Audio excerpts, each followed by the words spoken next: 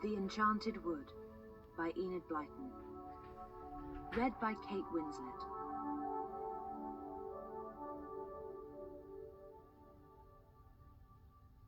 There were once 3 children, the eldest, Joe, his sisters Beth and little Frannie. All their lives they had lived in a town, but now their father had a job in the country, so they were all to move as soon as they possibly could. "What fun to be in the country," said Joe. "I shall learn all about animals and birds." "And I shall learn all about flowers and trees," said Beth. "And I shall have a garden of my own," said Frannie. When the day came for the move, all the children were excited. A small van came to their door, and 2 men helped their father and mother to pile everything into it.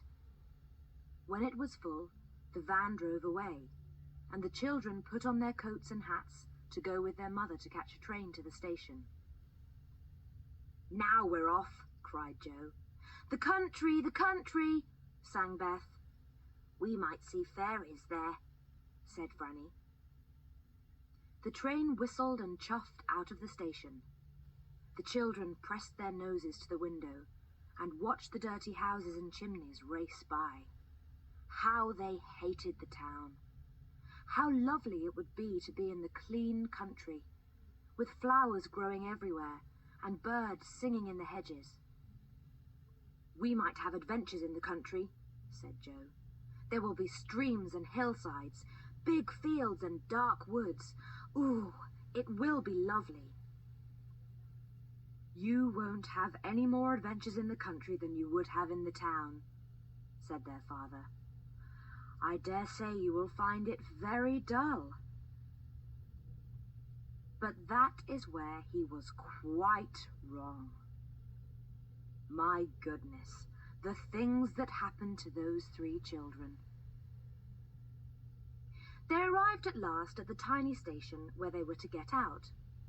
A sleepy-looking porter put their 2 bags on a trolley, and he said he would bring them along later. Off they all went down the winding country lane, chattering loudly.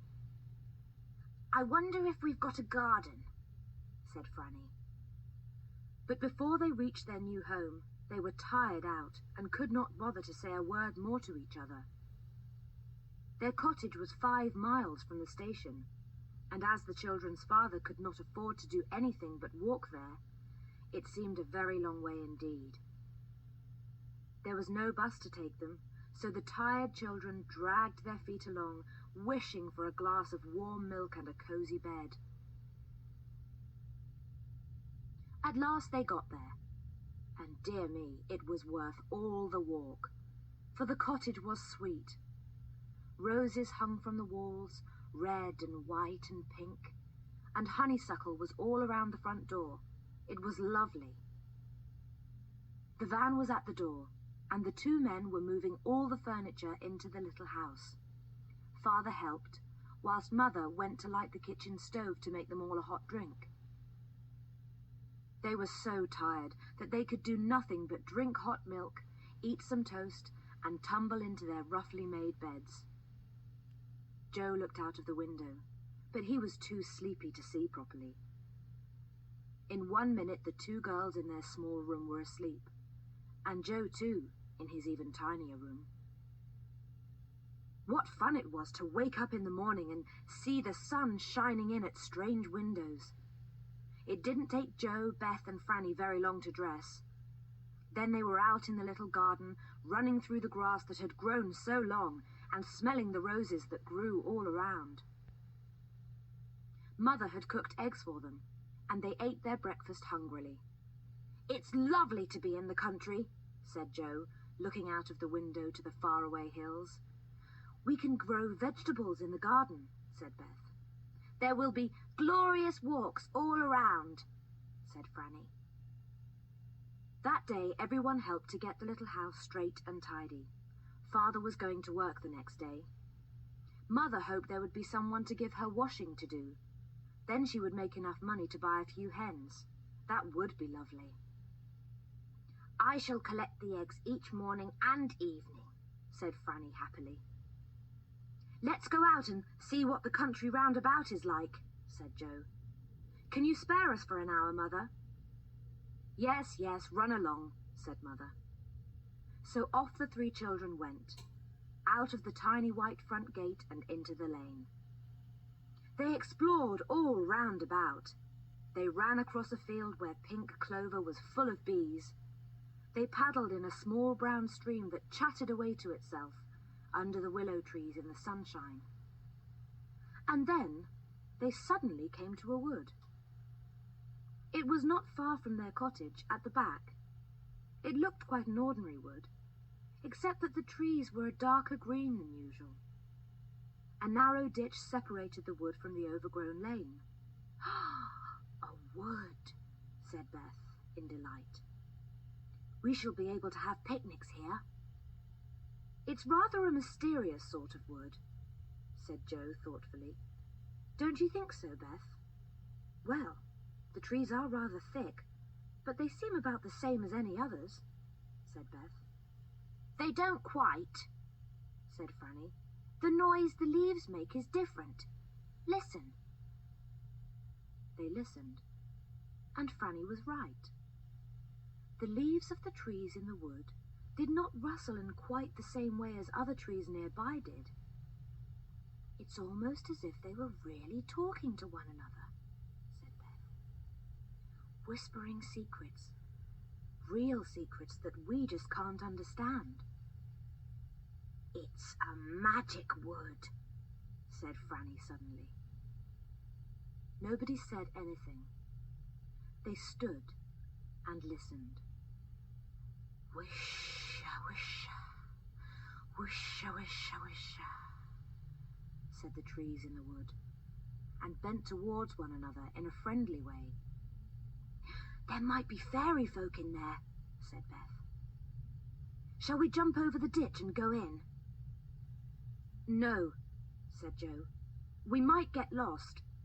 Let's find our way around before we go into big woods like this." "Jo! Beth! Frannie!" Suddenly came their mother's voice from the cottage not far off. "It's time for lunch! Time for lunch!" The children felt hungry all at once.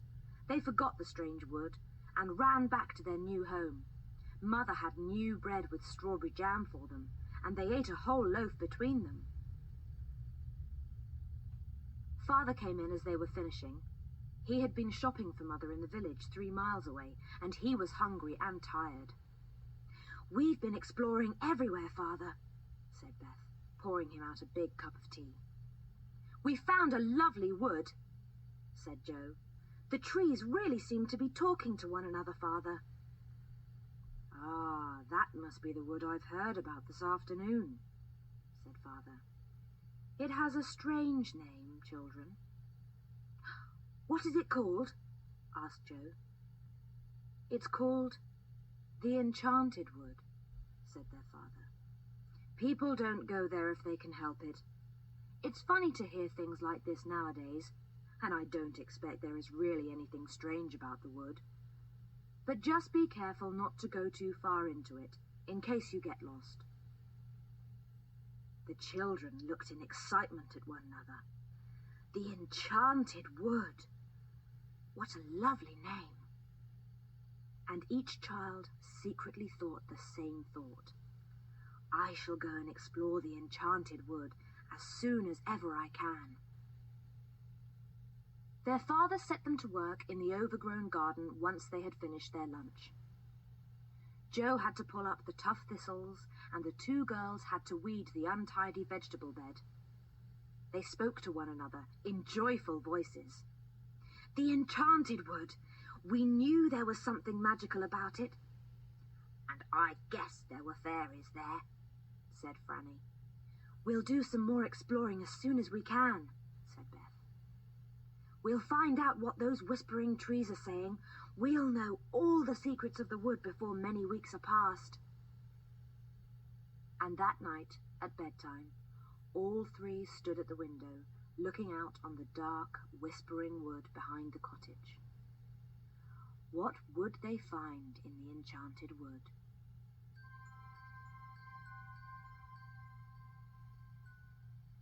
The children had no chance to visit the Enchanted Wood until the next week, because they had to help their mother and father all they could.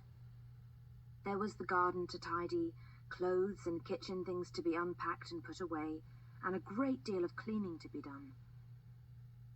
Sometimes Joe was free and could have gone by himself. Sometimes the girls were sent out for a walk, but Joe was busy. None of them wanted to go without the others, so they had to wait. And then at last, their chance came. "You can have your lunch outdoors today," said Mother. "You've worked well, all of you, and you deserve a picnic. I'll cut you some sandwiches and you can take along some nice fresh milk." "We'll go to the wood," whispered Beth to the others. And with excited faces and beating hearts, they helped their mother to pack their picnic into the big basket. They set off. There was a small gate at the bottom of their back garden that led into the overgrown lane running by the wood. They unlatched the gate and stood in the lane. They could see the trees in the wood and hear them talking their strange tree talk. Wisha, wisha, wisha, wisha, wisha, wisha. "I feel as if there are adventures about," said Joe. "Come on, over the ditch we go, and into the Enchanted Wood." One by one, the children jumped over the narrow ditch. They stood beneath the trees and peered about. Small freckles of sunshine lay here and there on the ground, but not very many, for the trees were so thick. It was dim and green there, and a small bird nearby sang an odd little song over and over again. "It really is magic," said Frannie suddenly. "I can feel magic about somewhere. Can't you, Beth? Can't you, Joe?" "Yes," said the others, and their eyes shone with excitement. "Come on." They went down a little green path that looked as if it had been made for rabbits. It was so small and narrow. "Don't let's go too far," said Joe. "We had better wait till we know the path a bit better before we go deep into the wood. Look about for a place to sit down and have our sandwiches, girls." "Oh, I can see some wild strawberries," cried Beth, and she knelt down and pressed back some pretty leaves, showing the others deep red strawberries below. "Let's pick some and have them with our picnic too," said Frannie. So they picked hard, and soon they had enough to make a fine meal. "Let's sit down under that old oak tree over there," said Joe. "It's all soft moss beneath.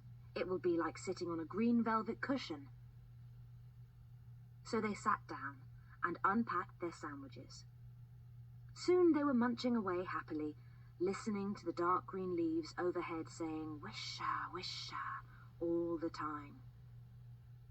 And it was whilst they were in the middle of their picnic that they saw a very peculiar thing. Frannie noticed it first. Not far off was a clear piece of soft grass. As Frannie looked at it, she noticed bumps appearing on it. She stared in surprise. The bumps grew. The earth rose up and broke in about 6 places. "Look," said Frannie in a low voice, pointing to the piece of grass. "What's happening over there?" All 3 of them watched in silence, and then they saw what it was. 6 big toadstools were growing quickly up from the ground, pushing their way through and rising up steadily. "I've never seen that happen before," said Joe in astonishment. "Shh," said Beth. "Don't make a noise. I can hear footsteps." The others listened. Sure enough, they heard the sound of pattering